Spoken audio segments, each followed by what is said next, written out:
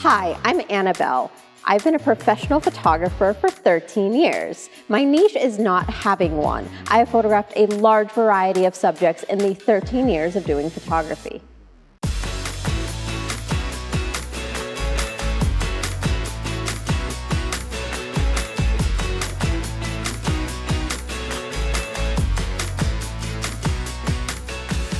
When you have such a passion for something and you have such a love for an art form that you just kind of become almost obsessive over it. Like every thought that I had was how to improve my photography and how to get further with it and how to do more with it. So I kept kind of seeking out knowledge and learning how to use my piece of equipment while learning about the theory of creating visual artwork in college. And the first subject that I actually started with was pets and animals, which is something that I do still photograph to this day. A friend of mine was dating a musician who needed some new photos done.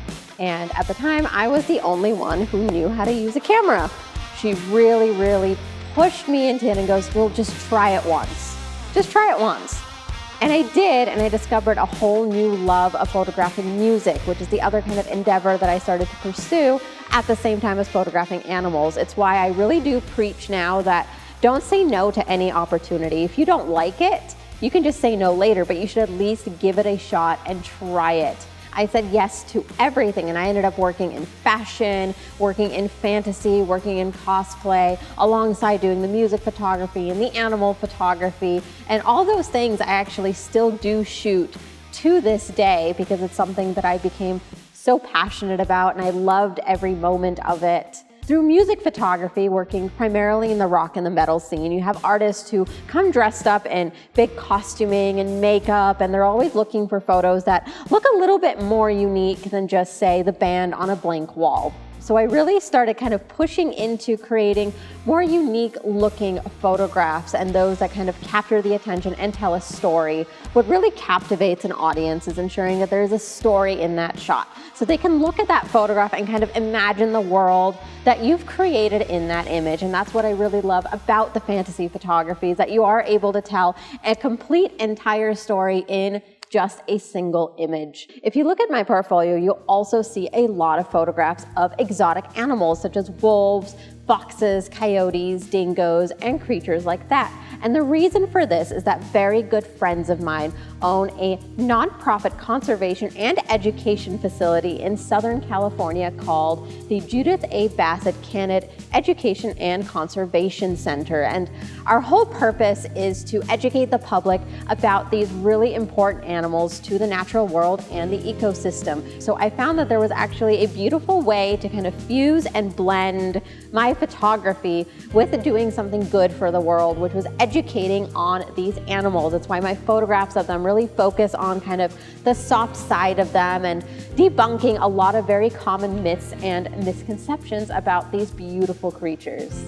I'm actually born and raised in California, so I'm also a California native, so I kind of grew up being able to go to Samys and buying equipment and looking at all the new toys, and I found that it is such an incredible resource for education. So I approached them and said, you know what?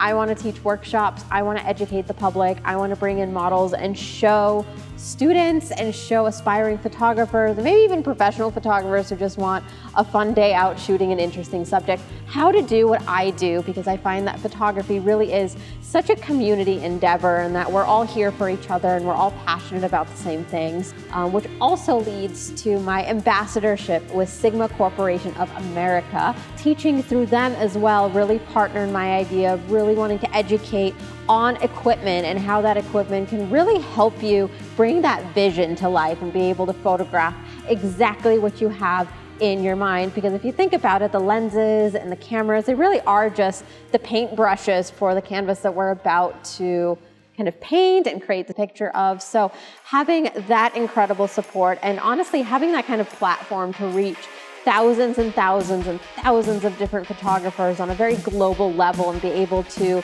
share my knowledge and kind of show them that absolutely anything is possible if you put your mind to it.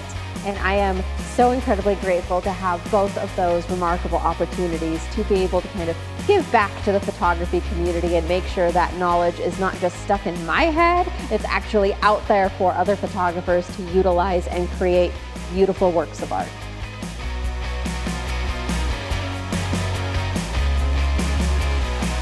Some of the classes that I teach at Samys are pet photography, music photography. We had a spooky session. As I was talking about earlier, we do teach business as well, and we have a holiday session. Just anything that kind of pops to mind that I think people would really want to come in and learn about or have the opportunity to photograph, because I do bring in live models for these classes. So it's not just listening to me lecture, it's also being able to put those concepts to use and actually bring those images to fruition with the live models that I bring in.